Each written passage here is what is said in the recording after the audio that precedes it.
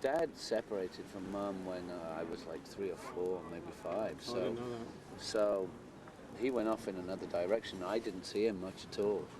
And From 3 or 4 years old? Yeah. Oh, I maybe saw him 4, maybe 8 times at the most before his death. And so. How old were you then? 17. So in 14 years you had 8 meetings with your dad? Maybe a few more here and there, but it was few and far between. Was it fatherly or? It was difficult. Yeah. It was very difficult, and also seeing as he'd started a new life with Yoko and having another baby, Sean, the whole attention was directed over there. So, I mean, Wow. when Mum separated, all she asked for was clothes for my back, food for my stomach, and enough money to put me through school. So we grew up basically not poor, but we weren't poor, but we weren't rich Not like either. you think John Lennon's son will grow up. Oh no. Wow. And it was very difficult for her and for me because the majority of people still today in the world believe that I've had millions since I was 3 years old. If you would have asked me, I would have said that. Yeah, and I've always worked for my own money. I've waited, I've done this, I've done that, and finally I took off with music. So, I mean, everything that I've done and my mother has done has purely come from our own hard work.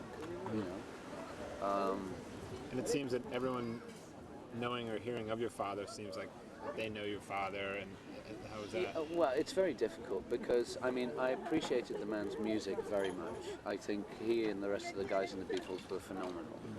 But as a father, I don't have much respect for him at all, and as a person to some degree.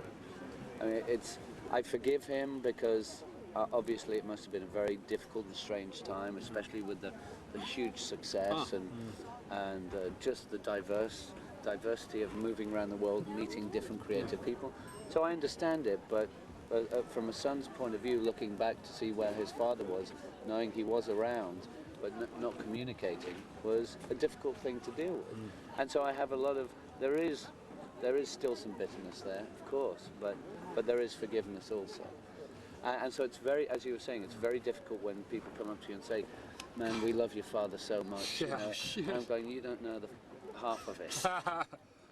You said... I'm just like, and I have to keep my cool. I have to, because they don't know any different, And so it's okay. I'll deal with it. I've always dealt with it. I'm going to have to continue dealing with it. And so a lot of it was coming to terms with all of that, and it still bugs me. Actually, I had an Italian stepfather who was very much more like a father to me than my biological father. And how old were you when he was with your mom? From roughly the age of somewhere in 5, 6, 7 till for about 5 years or more. I was in a private school,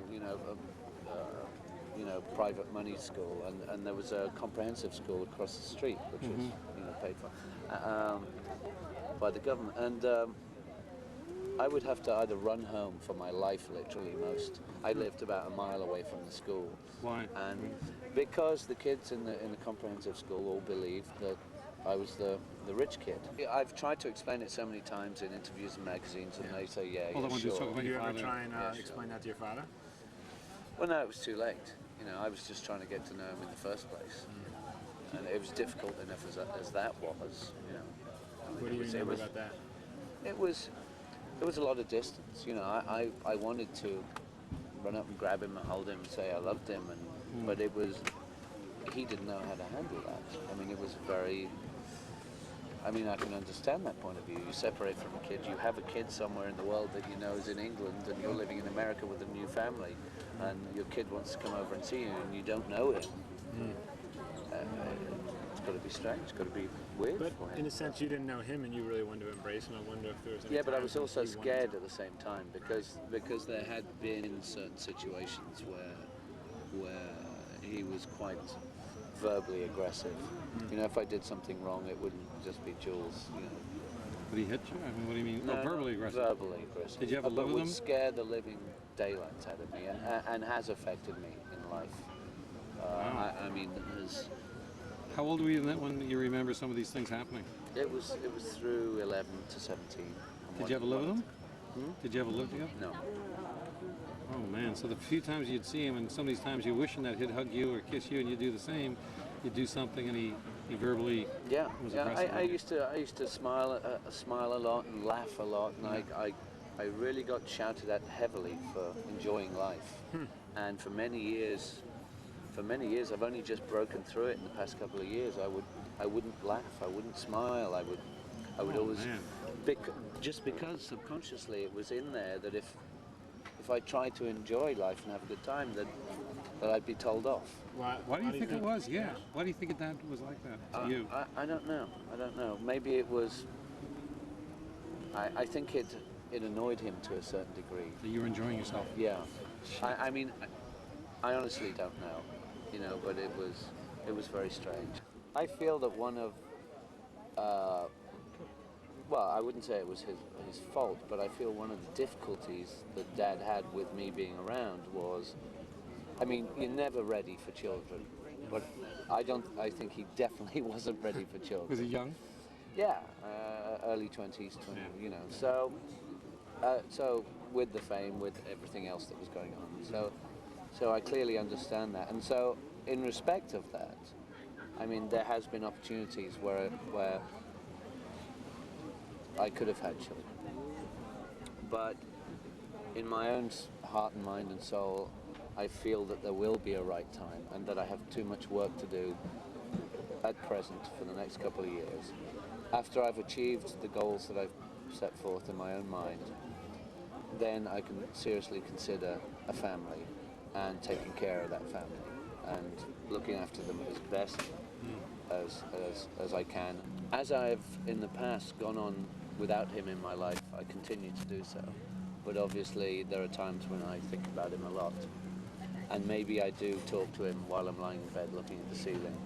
Maybe he does hear me. So, you know, I missed him then, I miss him now, but it's part of life. I have to accept that, and I have to live my own life, and that's the most important thing for me to do at this time, you know. Not being too funny about it, I felt a lot of warmth and compassion from you and what you've said to me, and Why don't you be the dad? if I could get a little hug. Absolutely. It's very strange and very bizarre, and publicly maybe, but who gives a damn? But here we are. You know, fuck it. That's cool. Very cool. God, what a man. We need to stay in touch.